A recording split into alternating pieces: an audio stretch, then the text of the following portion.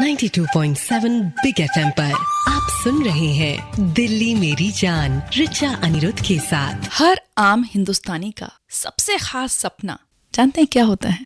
अपना घर बनाने का।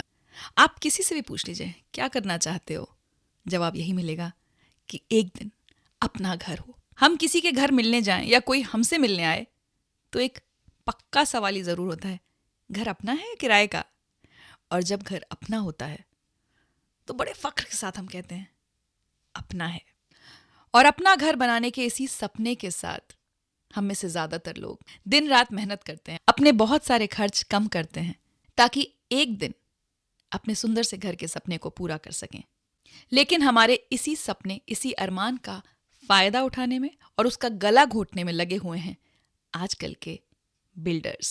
नमस्कार, 92.7 बिग एफएम पर आप सुन रहे हैं दिल्ली मेरी जान। मैं हूं आपके साथ रिचा अनिरुद्ध और लगातार हर तरफ से शिकायतें यही आ रही हैं कि लोगों को जो वादा किया गया था वो पूरा नहीं हुआ। समय पर लोगों को घर नहीं मिल रहे हैं, जैसे घर का वादा किया जा रहा है वैसा घर नहीं मिल रहा है। और दिल्ली एनसीआर के लाखों लोग बिल्डर्स के दफ्तरों के चक्कर लगा लगा कर परेशान हो रहे हैं। तो यही मुद्दा है इस हफ्ते दिल्ली मेरी जान में। क्या आप भी किसी बिल्डर की मनमानी से परेशान हैं?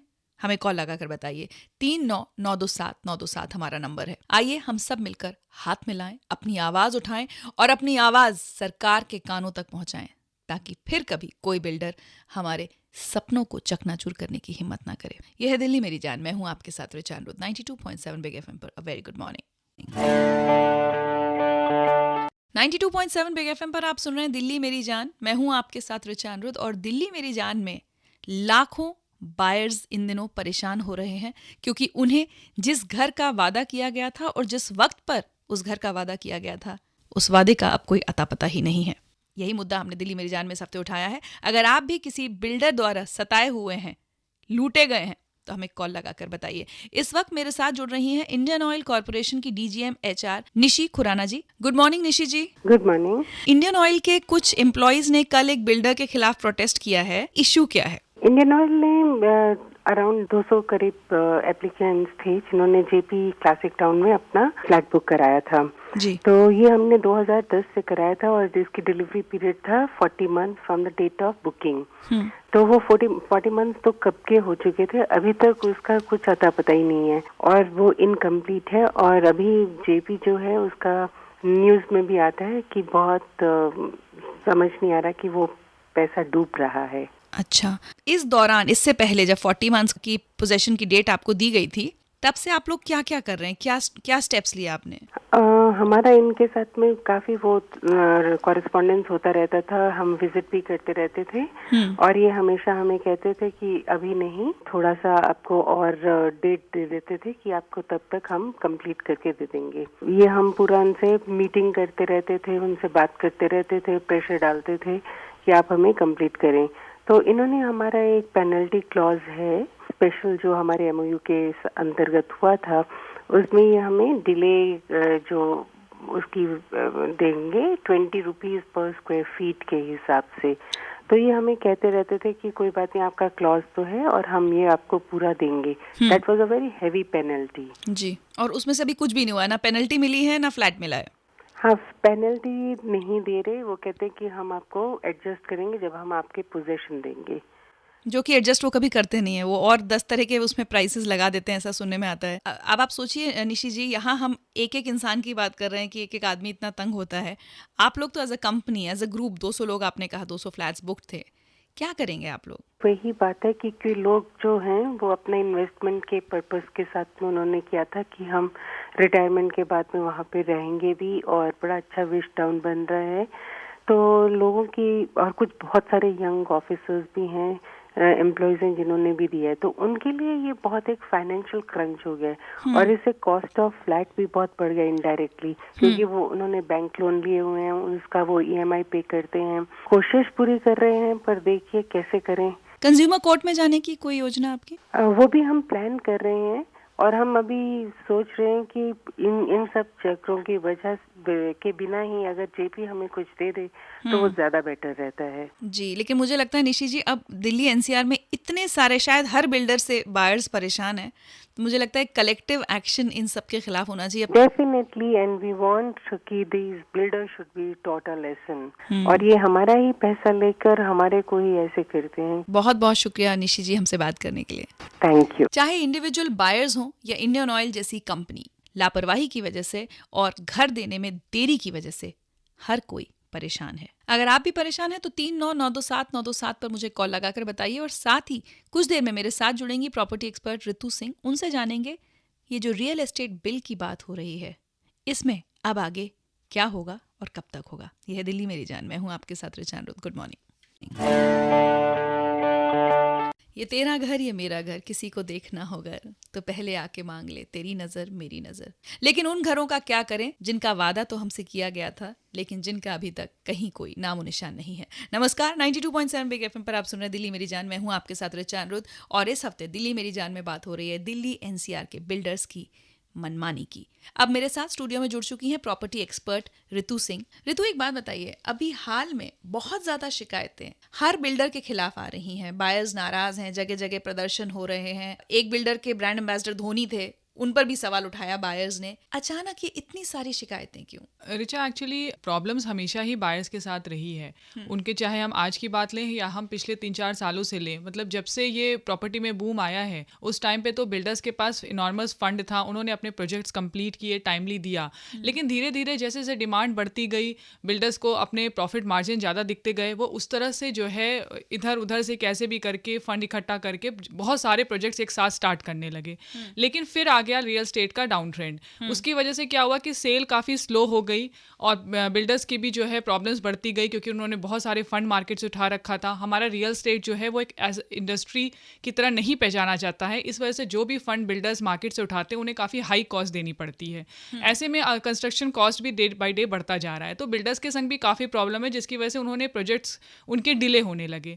तो बायर्स के संग प्रॉब्लम थी, लेकिन बायर्स के संग क्या होता है कि वो कंज्यूमर्स हैं जिनके संग प्रॉब्लम होती है, वो धीरे धीरे करके अपनी इश्यूज को रेज करते हैं।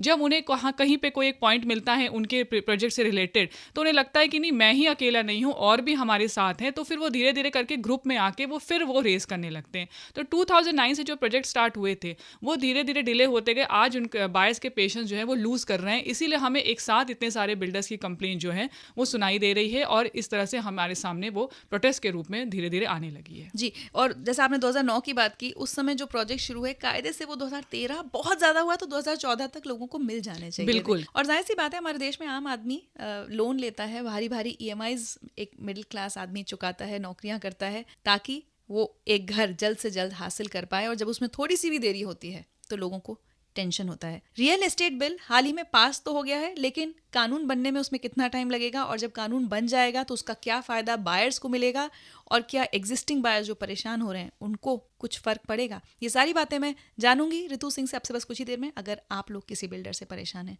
तो कॉल लगाकर हमारे साथ शेयर कर सकते हैं। 39927927 हमारा नंबर है। यह दिल्ली मेरी जान, आइए दिल्ली मिलकर आवाज उठाएं बिल्डर्स की मनमानी के खिलाफ। मैं हूं आपके साथ ऋचा अनिरुद्ध, 92.7 बिग एफएम पर। Good morning.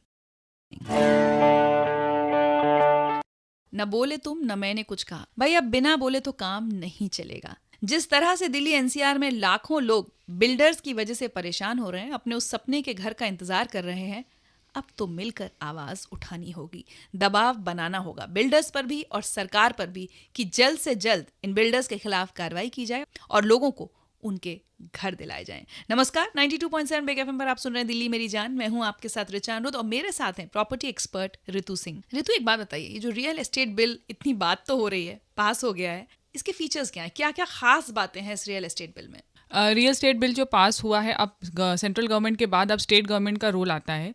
अब स्टेट गवर्नमेंट जो है वो एक real estate regulatory authority associate करेंगी, जिनका काम ये रहेगा कि जो भी अब नए प्रोजेक्ट्स जो 500 स्क्वायर मीटर से ज़्यादा के या 8 अपार्टमेंट से ज़्यादा के प्रोजेक्ट्स होंगे, उनको इस रेगुलेटरी अथॉरिटी से रजिस्टर करना पड़ेगा।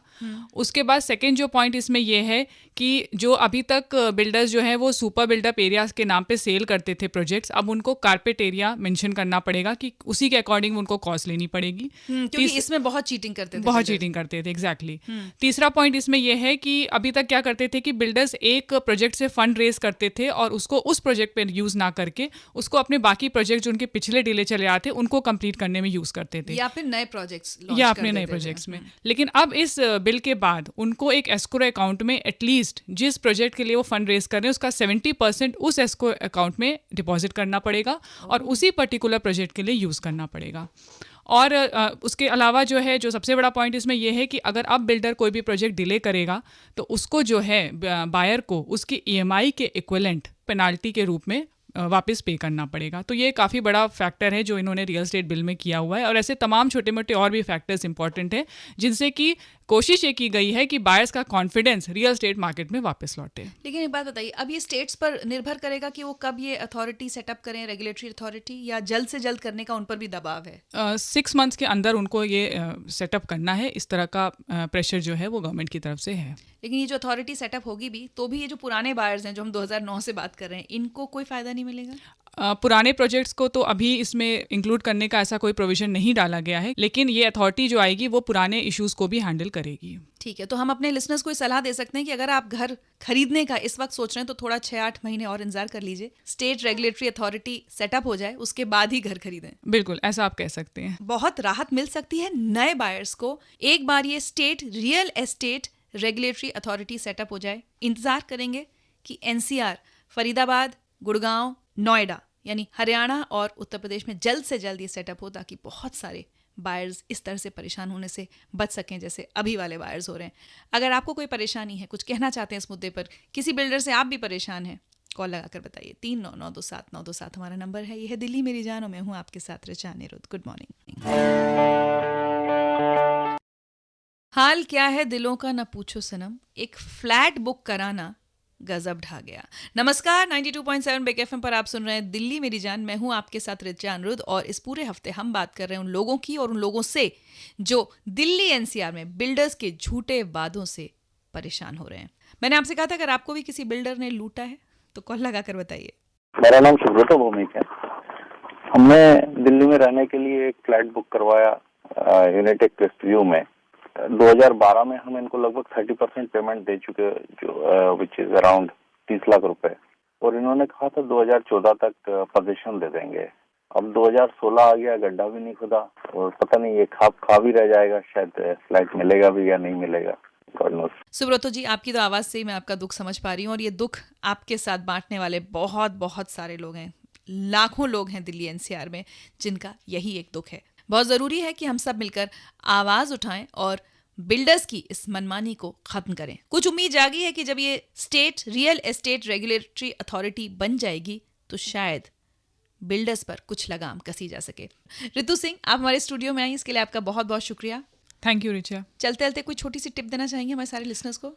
टिप लिसनर्स के लिए मेरी यही है कि जब भी वो कोई नया प्रोजेक्ट या नया घर खरीदने जाएं तो 3 चीज़ का ध्यान ज़रूर रखें। Location, location, location. क्योंकि अगर लोकेशन आपकी बेहतरीन होगी तो आपका इन्वेस्टमेंट भी ज़रूर फ़ायदेमंद होगा। चलिए, तो अभी तो फिलहाल ना लोकेशन लोगों के काम आ रही है ना कुछ और काम आ रहा है। अभी तो लोग ये चाह रहे हैं कि किसी भी तरह हमें हमारा घर मिल जाए। पूरे हफ्ते बात करूंगी दिल्ली मेरी जान में इसी मुद्दे पर। जरूर ट्यून इन कीजिएगा कल सुबह 8 बजे भी। अभी सिद्धार्थ वापस आएंगे और बात करेंगे शर्मिला टैगोर जी की, और कहने की जरूरत नहीं, गाने सुनाएंगे आपको जो हिट थे, हिट रहेंगे। ऋचा अनिरुद्ध को इजाजत दीजिए। Bye bye, take care.